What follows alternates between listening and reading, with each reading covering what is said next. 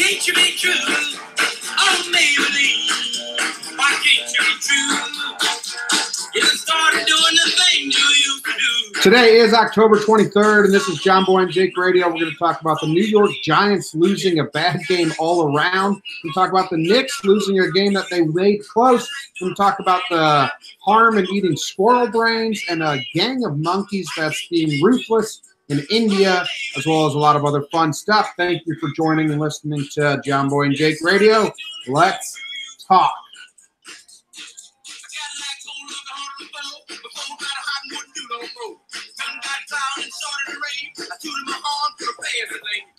All right. Thank you very much for joining. That's a little Chuck Berry to start off this day. On Tuesday is Dead Artist Day. If you didn't know, now you know. If you've got any dead artists you want us to put to start and end the show, throw them our way. Big fan of dead artists over here. Jake, how are you doing? Good morning, my buddy. Good morning. I'm good. I'm good. Yeah, you love dead artists. You were happy when Mac Miller died.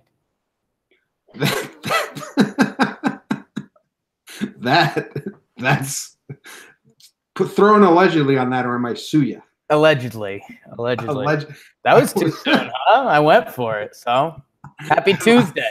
I liked it so much that people probably think there's some seriousness to it because I didn't say otherwise. But no, I was not happy when Mac Miller died. Okay. Yeah, no, it's like a throwback Tuesday. TBT. Dead artists. Yeah. I like that. We also wanted to we want to get voicemails going at one point. The listenership's slowly growing as we grow, and that's natural. But I want to do voicemails at one point to do like one day of the week is heavy voicemail day. So instead of doing the funny news stories on the second half like we do every other day, news stories, and whether they're people asking questions about us or people just asking advice questions, blah, blah. I think we need to gain it there. If you have any now, you can email us at we'lltalkingyanks@gmail.com. We'll set up a new email. I'll set up a contact form on the website. But yeah, I want to do a heavy voicemail day one day of the week once we get there. For the people that did listen yesterday, our first day, you left ratings and reviews. We got more than we thought. It's not a million, but it was really nice to see. So we appreciate everyone that came by and helped us start this new daily radio show. And we thank you for being back on day 2 here. Thank you.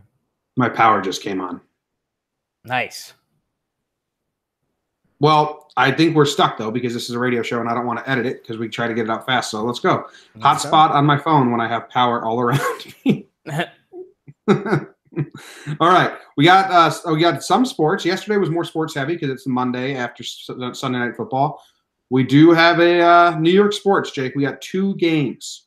Yeah, and I think I want to flip the order we talk about these because I think the first thing on the list is going to partially national news today, just how much they kind of suck. So I think we start out talking about Los Knicks. Yep. And Jimmy, you got to watch. Was this the first Knicks game you got to sit down and kind of check out? No, I threw it on for the third and fourth quarter. I was watching the Giants game and I put it on my second screen, like no volume. So I was tuning in and out. I was also, Katie's got me like getting high for the first time in my life. Sure. So that's fun. Yeah, and kind of weird. You were being pretty silly. I didn't know if that was going to get brought up or not. But I guess there it is. I guess if we're going full dead artists, we're going there. What do you think about it? Being high, 29 years old, first time. It's fun. Monday night. Monday night alone watching football. It's fun. It's scary. I don't like it, actually. Feel out of control of myself. Yeah, a little bit. Like I was about to go Periscope for the end of one of those games if it was close or there was a final drive, and then I was like, I don't think I should do this. I think it would be embarrassing. Yeah, man, that's kind of how I felt because it's legal in Denver, and I've tried it, sure, once or twice. But yeah, if we were ever recording something, I was like nervous. Like no chance I would do the weeds before like recording something. Yeah, because I'd be scared I'd say something like you like dead artists. But I have one takeaway from the Knicks-Bucks game. Yeah, you were excited. Give me some of your thoughts. All right, so here's the thoughts on the Knicks-Bucks game. The follow-up from yesterday, I asked my brother-in-law, Brett. He said that everything we said was incredibly accurate. I think he was being sarcastic about water polo, and this guy brownie face. What's his name? Mario Hezonja. Mario Hezonja. He probably got kicked out of the pool. They're only 7 feet deep. Some are 6 feet deep. And Brett said some water polo pools like have the shallow end, and you're just not supposed to stand on it, which is crazy. Yeah. Hey, how come every time the team on the shallow end they score 20 goals? Oh, they're standing. Okay. They're just standing up. So anyway, Mario Hezonja, what's on his face, Jake? It's like a Beltron situation times a million. Yeah, you know that kind of stuff isn't my favorite. But I just like that he's trying to go for a look. Like he's got the comb over going. I think he thinks he looks great. If he wasn't foreign, I'd hate his look. Oh, that's kind of a fair call. It's a total cool guy, foreign guy look. Yes, but if he was like an American white boy looking like that, I'd be all out. American white boy. You sounded vicious there. What? So you got to see him play. Did you get to see him do some of his silly stuff? Yes. Yeah, a little bit. I mean, the Knicks were down by a lot. Yeah, you actually got to see them play their best basketball, kind of. Yeah, I was just making sure you were watching. Yeah. So I had to tune in to make sure you were tuned in. They were down by a lot, and then they came back and tied it up with 4 minutes to go. And then is this – so, Jake, do you think then they put in the tank? Because this is exactly what we said yesterday. You want the Knicks to make every game a game and be competitive, but ultimately lose. So they're 3 games in a row now doing exactly what you want.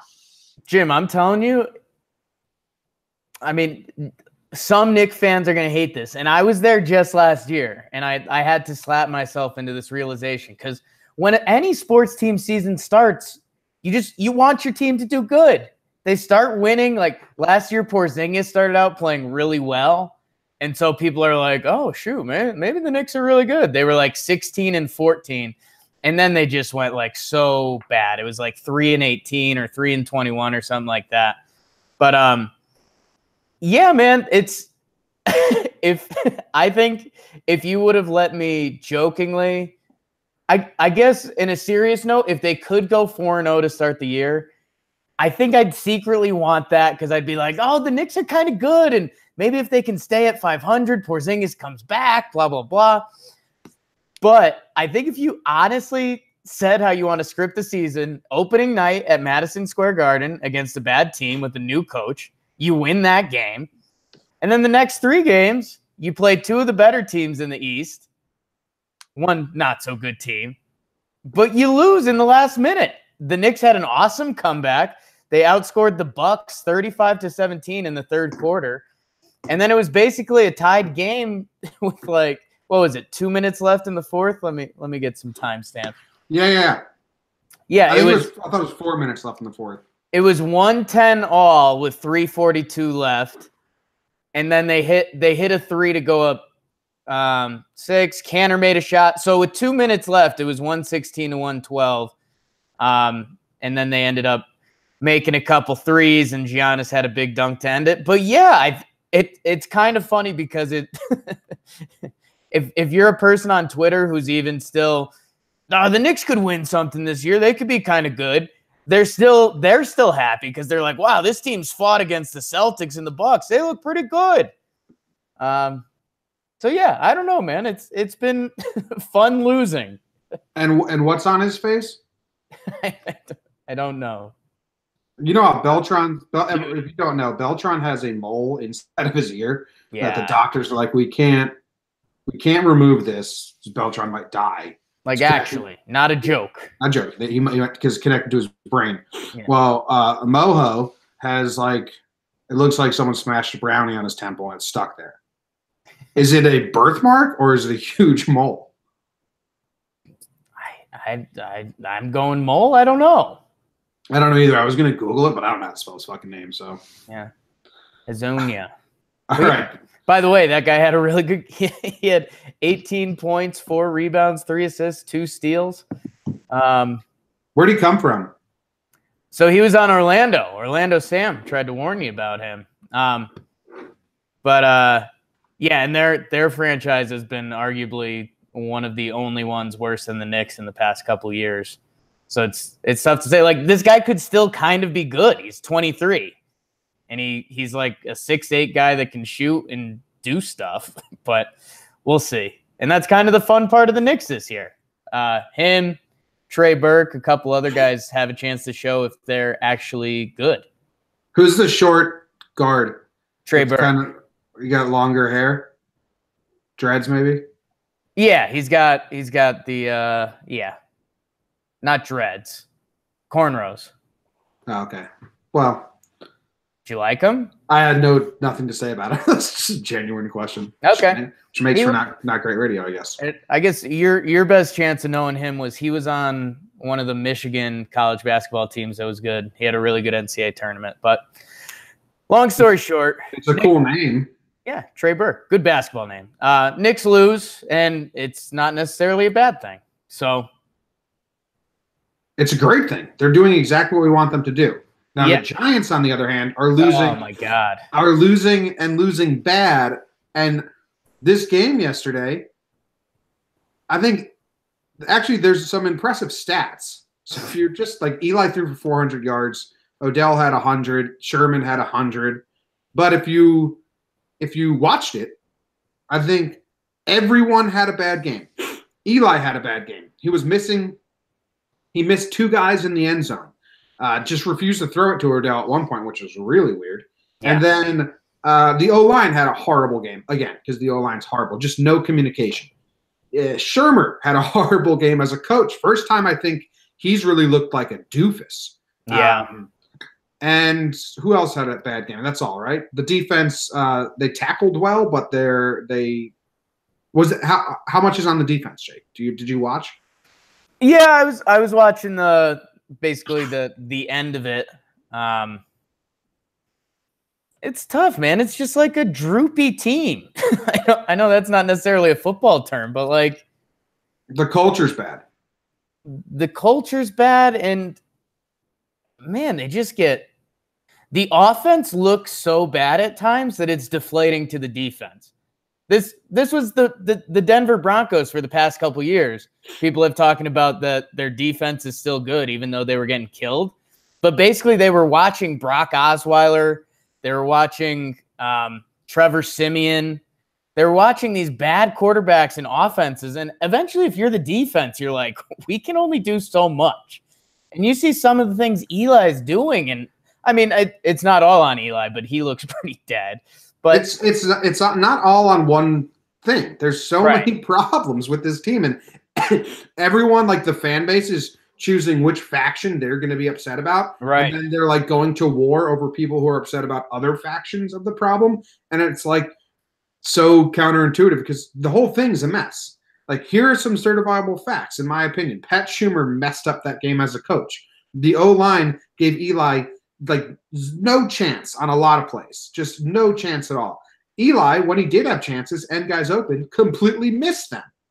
And that's for play on the field. Odell actually on off the court stuff didn't have a bad game, but after like getting the ball not thrown to him, he goes over to Shermer, and Shermer's got to like pat him on the head, and like it's just like a therapy session. It feels like on the sidelines at all times. Like Shermer comforting Odell on the sidelines nonstop isn't a great look. Yeah, it's weird. It's weird. Yeah, it's weird. Like, it's very clear. Odell just walked over to the coach and bitched about the quarterback, and Shermer was like, "It's okay." Like instead of being like, "Hey, it is a team game," blah blah blah blah, blah, like comforting. You wonder. So I've got an image in my head that I didn't think I was going to talk about, but now maybe ties into that. Your dad naked? At the yeah. So let's talk about it. No, at the end of the game. Or no, I think it was the kicker. Talk about a great name. What was his name? Giorgio Tavecchio? Dude, that dude's made like $4 million. I looked up his net worth because I was shocked at who he was. Right. And then he's been around for like 5 years. He signed for $1 million for the 49ers. Yeah, I think he's from Italy. He's born in Italy. He's the annual kicker that doesn't make the team on the roster, and then 4 weeks in when one kicker pulls his hamstring running down the sidelines and 2 get fired. They're like, all right, Giorgio, come in for tryouts. Yeah, I think it's a shot in the dark at his full name, but I think it was like Giorgio Tarucchio. I think it's Tavecchio. I think there was a V in there. All right, cool. But so he hits the 55-yarder that was kind of crazy that Dan Quinn let him kick that, because if he misses that, this guy that wasn't on your team, you've given the Giants hope, which they didn't deserve at all. Yeah. But he buries it. But there's an image. It was like Shermer, and he was like hugging Odell and Saquon, I think, like on both sides of his neck. And it was like, I see something like that. And with everything you just said and how he's consoling Odell, I wonder, and this is always the big thing that people overlook. And it's also become obnoxious to say, but like, we're not at the practices, but like, what if these guys are watching Eli at practice and it's like, holy smokes, like this guy don't have it.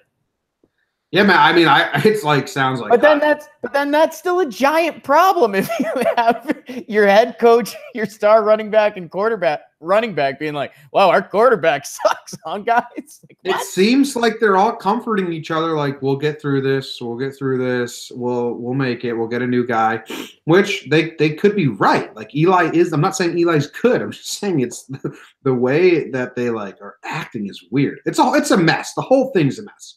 Yeah, and that offensive lineman Solder, $15 million. He just lets guys straight through him.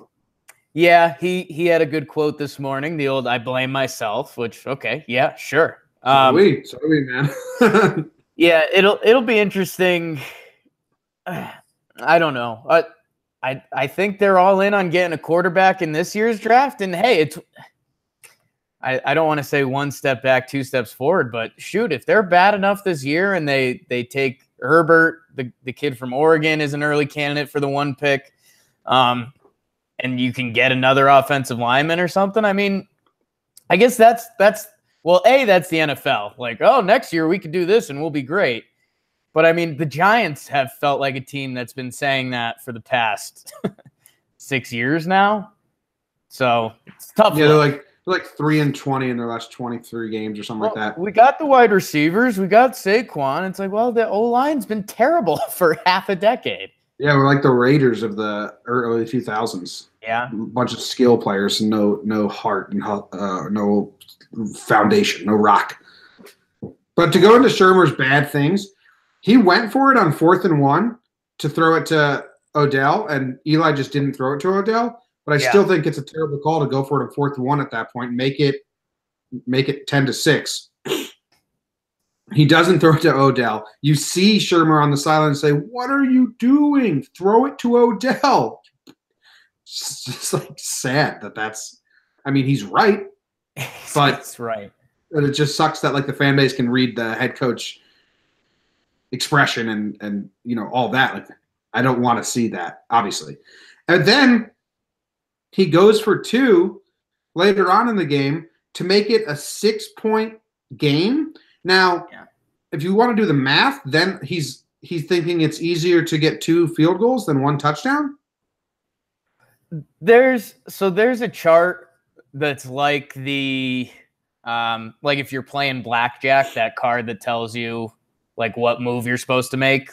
Yeah. There's an NFL coach chart that's something like that has a couple loose areas to it. But I guess on that chart, like that's the right move. And I was trying to figure it out, and I'm sure if I looked into it for 5 minutes, there's something that would kind of make sense. But I mean, the whole thing was just a psyche thing. I mean, you've got someone like Booger McFarland who's screaming from his Booger mobile, and anyone at Fan, like I had 3 different group chats were like, "What the hell are you doing?" I think it was to serve Odell's ego. I really do. Nah, I kind of get that, but because 4th, they went for it on 4th, and it's supposed to be a surefire play to Odell. Eli doesn't throw him the ball. You see Pat Shermer say, "Throw Odell the ball." You see Odell cry, and Shermer comfort him. Then on that drive, they throw it to Odell, and he misses. He misses the touchdown by a yard, and then they hand it off to Barkley, and he runs it in. So Odell doesn't get the TD. So I think it was part to get Odell the ball in the end zone. I mean, they're comforting him every step of the way in this game. That's a hot take. So I mean, you could easily tell me otherwise. I'd be like, yeah, sure. I think I'm staying with my. I'm just pointing it out. I'm pointing it out that that's where my brain went.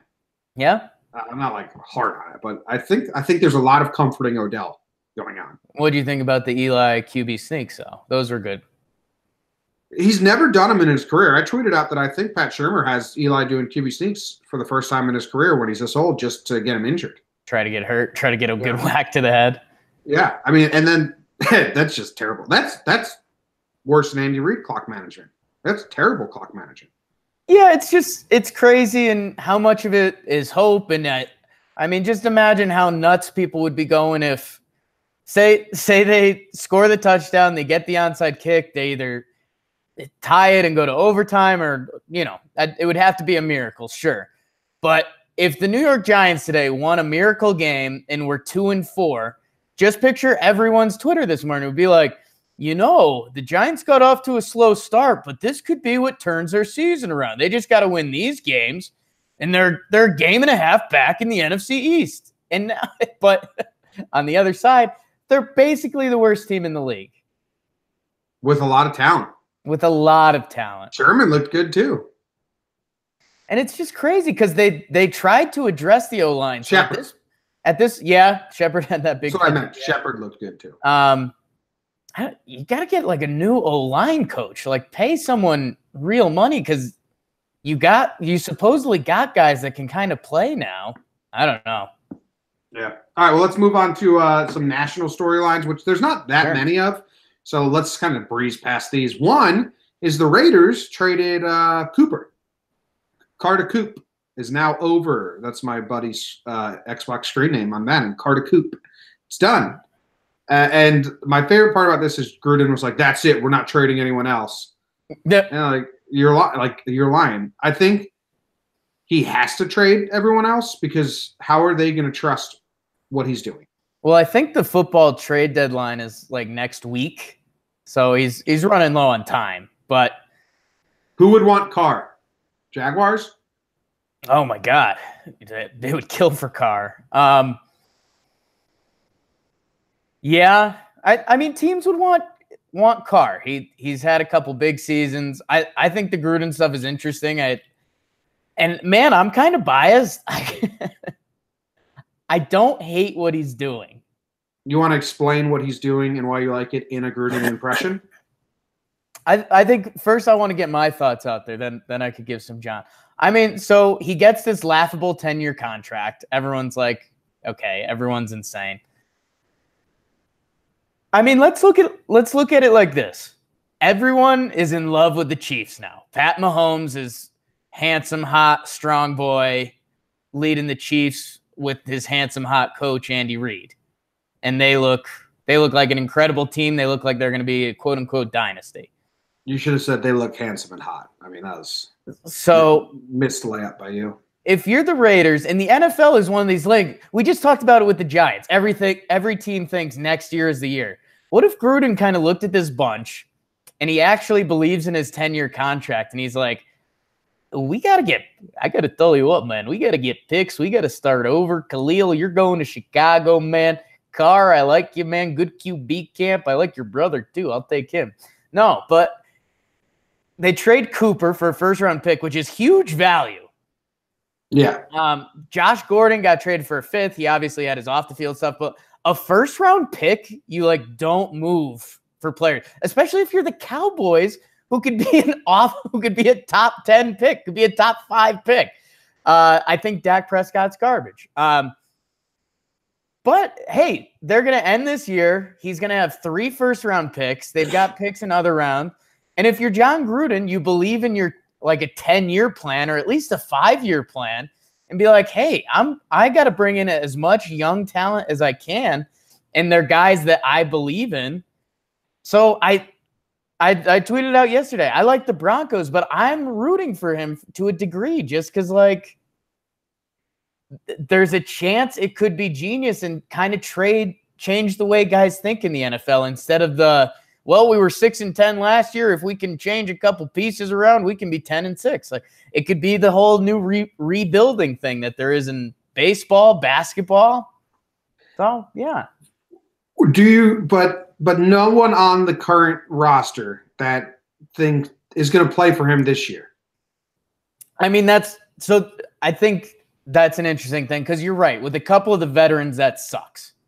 Because football, your time frame as a player is 2 years. It could be next week. It could all end. So if you're a veteran who's on these Raiders, again, 2 years ago, they were what, a sneaky favorite to get to the Super Bowl, and now you're dead in the water. You're trading away your two best players, pretty much, your best guy in offense, your best guy in defense. But I think the other thing that the NFL has more than other sports is if you get a chance in the NFL, that's kind of what it's all about. So, I mean, if you're a young guy for the Raiders, you've got an opportunity to start, play, and do good things. Like, that's what it's all about. If you're a veteran, you're like, get me the hell out of here. Yeah, but I lived in the Bay Area for a while. I have friends that are Raiders fans. This was the group. They sucked. They rebuilt. They got Mack. They got Cooper. They got Carr. Like, this was their team. They were like, we have a 4 or 5 year window now to win with these guys. And as a fan base, to just be told, nah, this isn't it. We're going to rebuild again. It's kind of like what they deal with every 3 years in Oakland with the A's. And it's just like, we just keep rebuilding just to rebuild again differently. Yeah, the Mac one. And, man, there's so many trades out there that we were critical of at the time. I remember, who was it? Trent Richardson was the star running back out of Alabama. Browns traded him. The Browns traded to the Colts for a first-round pick. Yeah. And everyone was like, your initial reaction is like, the Browns are idiot. They're giving away this first-round pick running back just for another pick. And then literally not even half a season later, like, Trent Richardson was garbage and they got a first-round pick and they looked like geniuses. So, I mean, you're a Khalil Mack injury away. You have to pay that guy a lot of money. I mean, if they do end up trading Carr, I mean, you've cleared up a ton of cap space. And the joke right now is, hopefully they can get a Khalil Mack with one of those first-round picks, which I get. But right now they need a lot of players. So it really could be the play. I'm kind of in the minority right now, but. Nice. All right. Also, national news, the World Series starts today. Really quick, just one sentence, Jake. Thoughts on today's game? Good lefty pitching, maybe. Nice. Such a pitcher's duel on paper. Excited for a blowout fest. Right? Like, both of them could blow up a little bit. World Series nerves. If we get into the 7th inning and Kershaw and Sale are still on the bump, then that is that's a great baseball. Right. We would love that. That's top class baseball happening. It's going to be fun to see what both these closers have kind of been a mess. That could make this series really fun. Yeah. All right, let's move on from sports. Let's get into the real news. What's happening? What do you want to go tell your coworkers about in the real news that's affecting real lives in the real world? Real lies, real lies, real lies. Jake, what do you want to talk about? What do you got? Oh, man, you're giving me the honors today? Yeah. Well, yesterday I set it up for us. You didn't like the story I gave you, so now I'm just putting them in a bowl, and you get to pick. I like that. Well, I really liked the options for today, so kudos to you. How about that? Now I'm done giving you kudos. I'm going to go with and again, I like starting with the title and seeing where we land.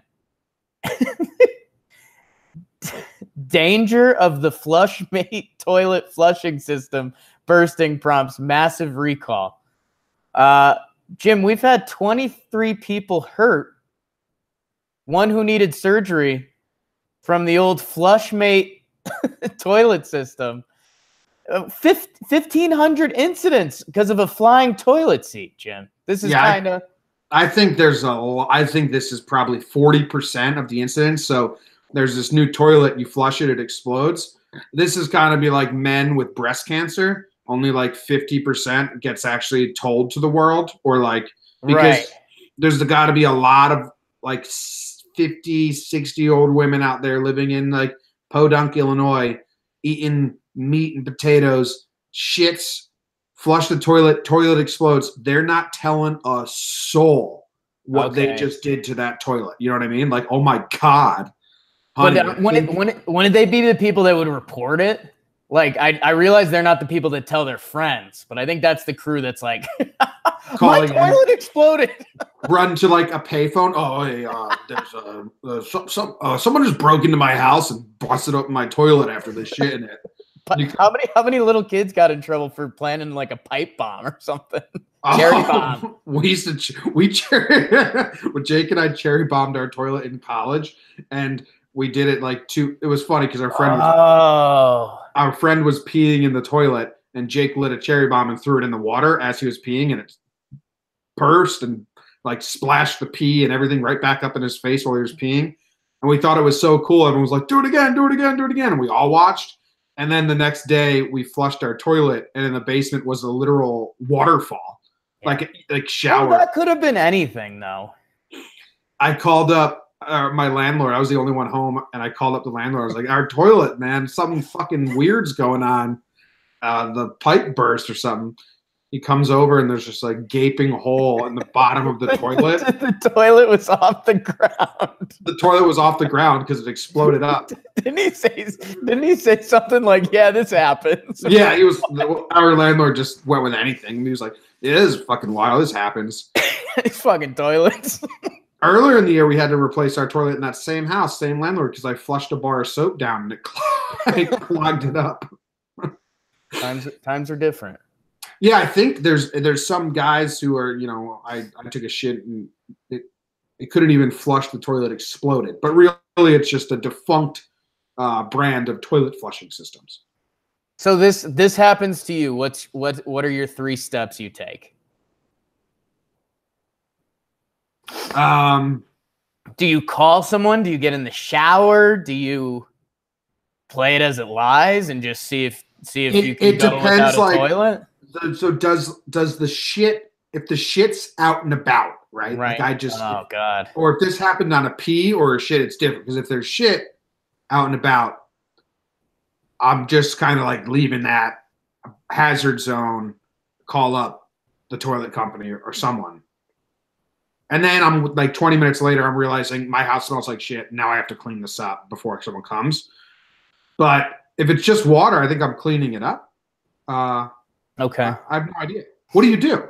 I think this is kind of a classic thing I would do. If that happened and I'm looking around, I've got toilet materials all over me, the bathroom's a mess. As long as like the water stopped flowing, because I think that's first. If you've got more water coming in, you got to figure out how to make that stop, whether it's a knob or something. I think once the scene has settled, I think I take like 10 to 15 by myself.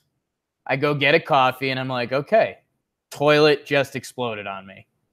The next 30 minutes or so are going to be absolutely awful. Let's dive in. And then you start scooping poop or do whatever you got to do. I think I'm just throwing towels and leaving. Yeah, towels are huge there. That's one of those situations that things are bad, not extremely bad, but times are bad that sacrificing things like towels are a no-brainer. Like you're just like, oh, well, my toilet just exploded, so if there's 3 towels that are a casualty of this, still a win. Yeah, who cares about towels?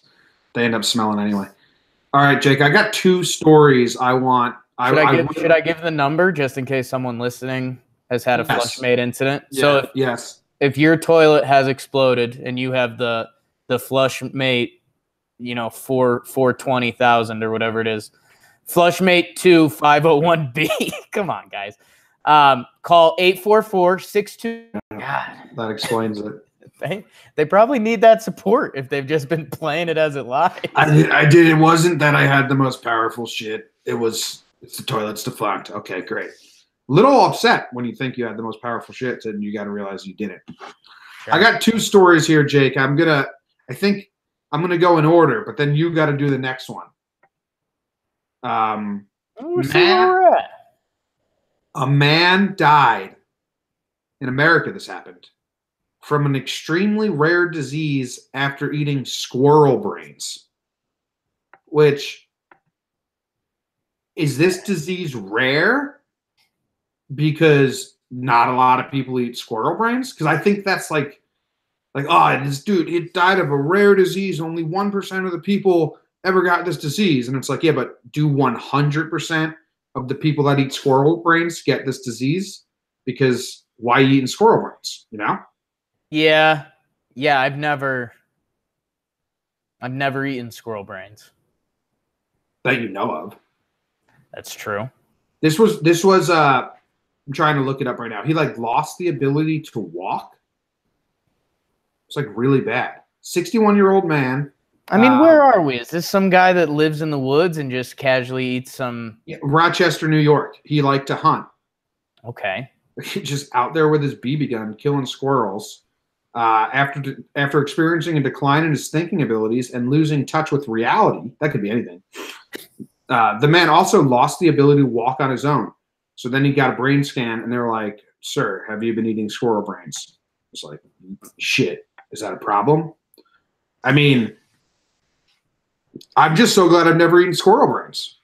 You think if you consume the brain of an animal, you might get some, abilities. Brain power. That had to be a belief of like cannibals, and you get the soul of the person, and like. Oh, absolutely.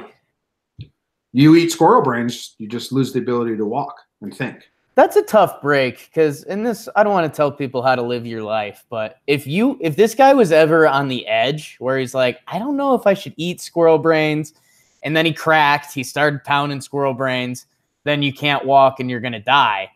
That's a terrible feeling. And you're like, oh, all I had to do was not eat the squirrel brains.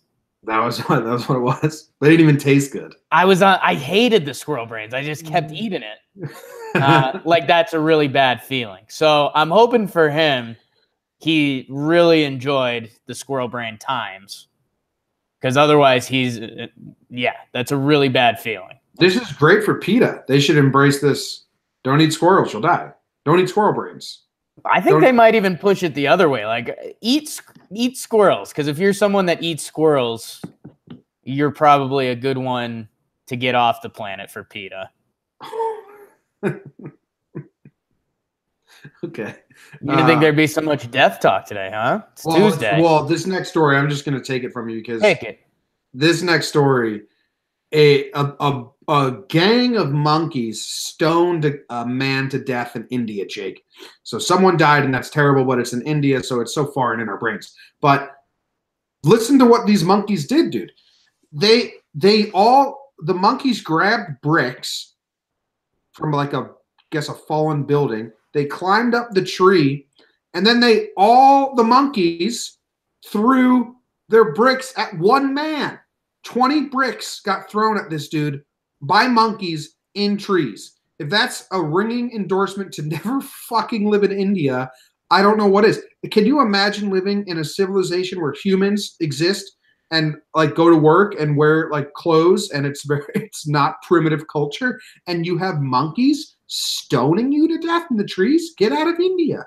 Yeah, I would hate to get stoned to death.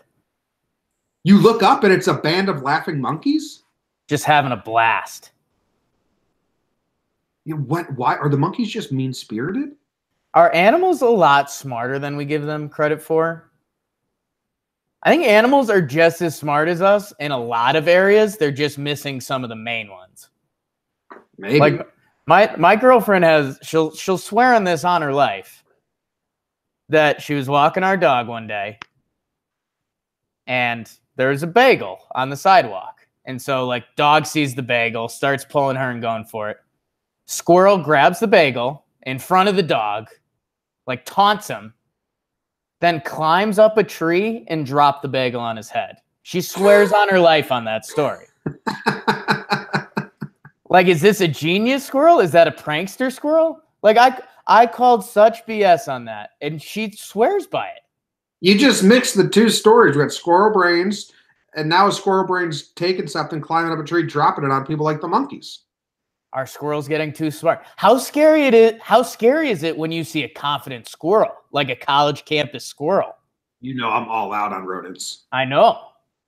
But that's what I'm saying. And like, think about how crazy that is. Oh, these squirrels that hang out by the college campus have no fear of humans because they've seen them. Okay, that sounds like something's going on. Okay, but now take that confident squirrel that has no fear of humans and change it to an animal that's using weapons to kill humans. I mean, if you were to see a group of monkeys all throwing bricks at the same time at one man as he stood underneath, that's an organized attack. Yeah, that's like a crime. You have to take care of those monkeys. Those monkeys need to die. They need to be charged with something. Yeah, absolutely. Like, okay, so a big PETA show today. If you're PETA and that comes out and India says, hey, I think we have to kill these monkeys because they're killing people. If you're PETA, what's your argument? Does PETA care about humans at all? Because, like, if you don't care, you have to care. Like half? If a group of humans climbed up a tree and threw bricks at a monkey, PETA'd be outraged. So outraged. And they should be. But also think the monkeys are doing this. It's terrible. Terrible. Do you want to finish them with this lighthearted story we got? Which lighthearted story? I'm lost. That one? I could talk about that if you want. How are we doing? Okay. No, let's save it. Let's keep moving. All right, we'll keep moving. We did enough stories. So that's the real news. You got toilets attacking people, revenge for being shit in. You got squirrel brains attacking people, revenge for being eaten, and you got some asshole monkeys just attacking people. Is there anything this guy could have done to deserve getting stoned to death by monkeys? I don't think so. No. Maybe one brick. If he kicked a monkey, then they throw one brick and they hit him in the leg. That's okay, but not 20. Eye for an eye. Yeah, not 20. All right, Twitter question of the day. This comes from Justin Pennick. We met Justin at a game when we were in right field. He's got the Bleeding Blue podcast. So if you want, they're diehard Giants fans. So if you want to go listen, they're probably freaking out on their episode today. Bleeding Blue podcast. Go check them out. Tough covering that team right now. Yeah, Justin's a cool kid. How do we live in a world with people who are flat earthers? Hi. They're just calling me out. You're a flat earther? No. Like, I get it though. Yeah. Like, I do and I don't. Like, it's what we talked about yesterday. If I didn't know, if there was never a science class and you just looked out at the world and said, what is the world? Your instinct would say, like, flat. Mm-hmm. Because you stand on it and you look to the side and it's not round. So, like, I get it. But you just have to trust the nerds at a certain point. You do just have to trust the nerds. But I have had a drone with a camera on it. Sure. And I flew it as high as I possibly could while recording video.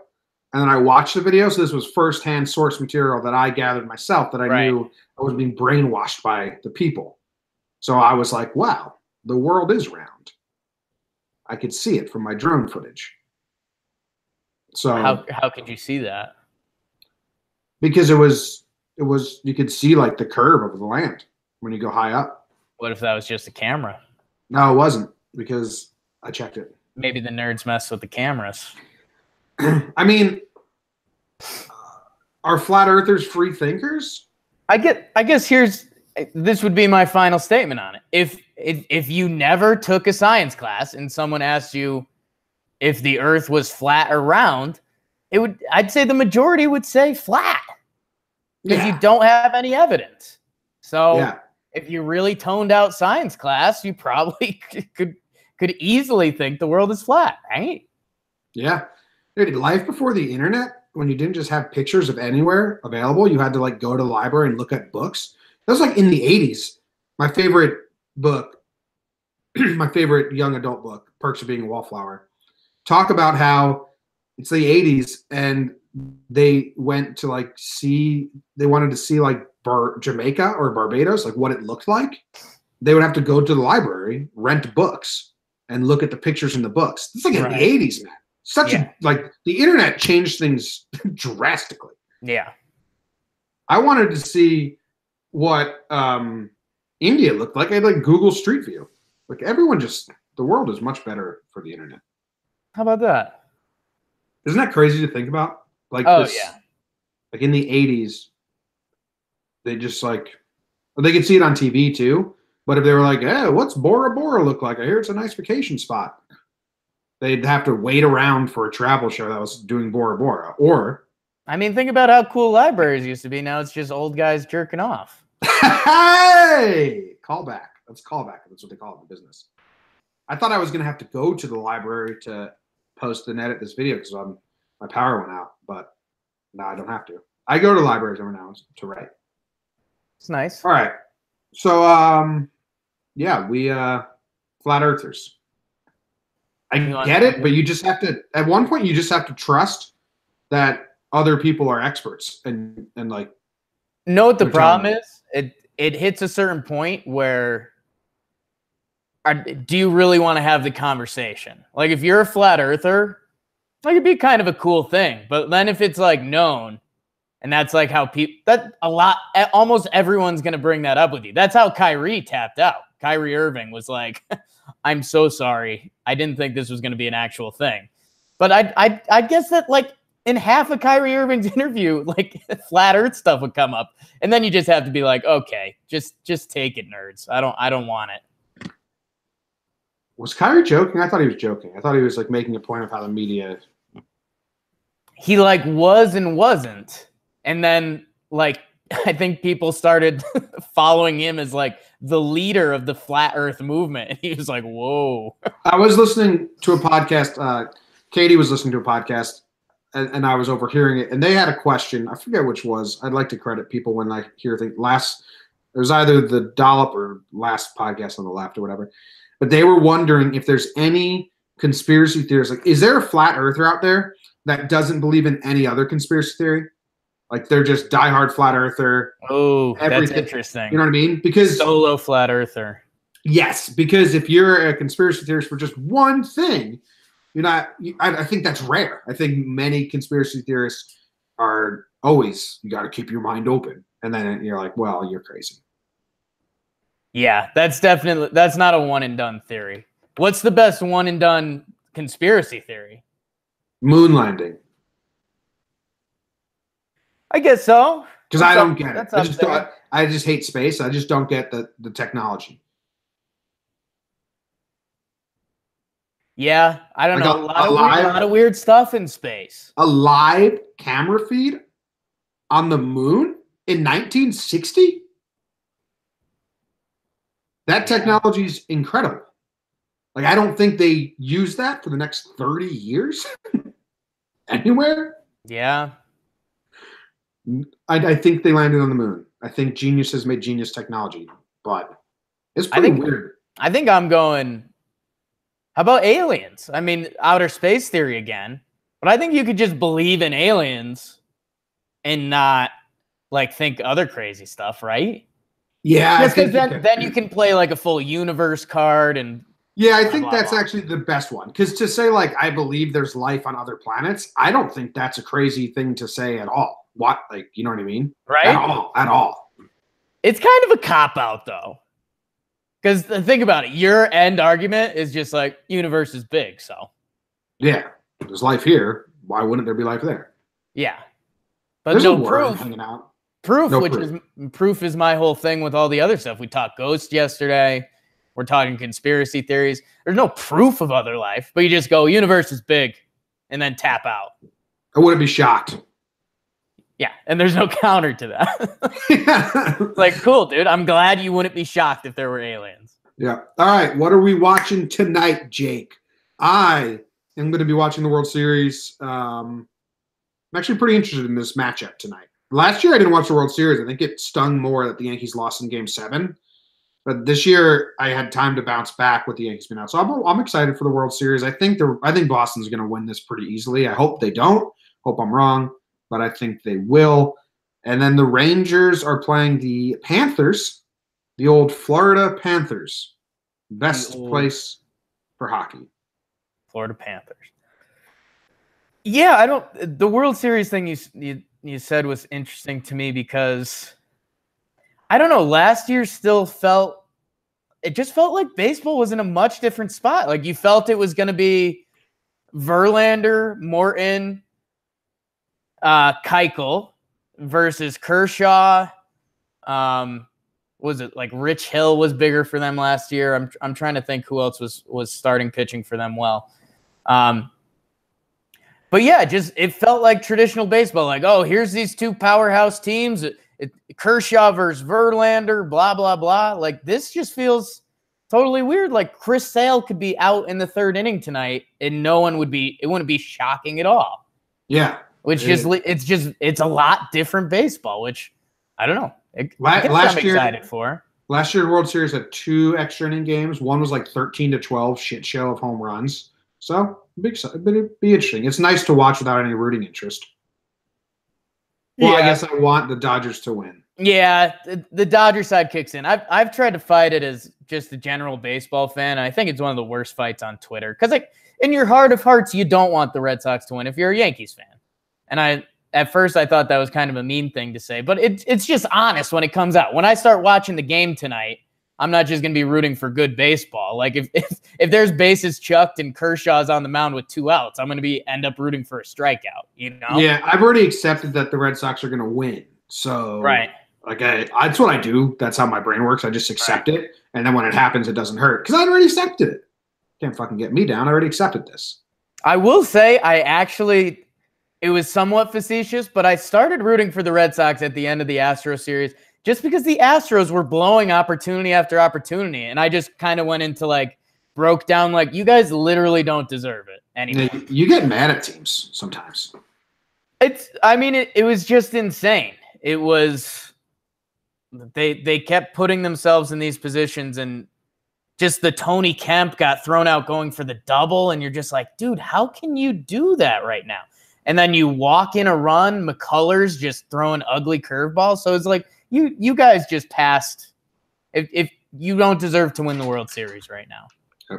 All right. That's the end of today's episode of Jomboy and Jake Radio. I'm still watching Making a Murderer. And it's not as good as season 1 because season 1 was so eye-opening, but it's still pretty good. So thank you for listening to the show today. If you want to go check out some more things, some more content Jake and I have, Laughs from the Past, Season 2, Episode 2, all about the Civil War, funny stories. Today's episode is about John Brown, who is a crazy terrorist or an abolitionist hero. All depends on how you look at him. Jake had never heard the story before. We probably heard it, but in his adult brain, I told him some of the facts, and he made up his mind. We decided if he was crazy or good. He wanted to free the slaves, and he did a bunch of stuff. He had 10 kids. He had 20 kids. 11 made it past 10 years old. And that's a sad way to end the episode. So yeah. Here's some Chuck Berry, who also died. Thanks for listening. If you enjoyed it, subscribe, rate, review. Subscribing helps a ton. If you have some friends who are interested in exploding toilets, gangs of monkeys, the New York Giants, go tell them to give us a listen. Appreciate it, guys. Have a great day. Enjoy your Tuesday. See ya.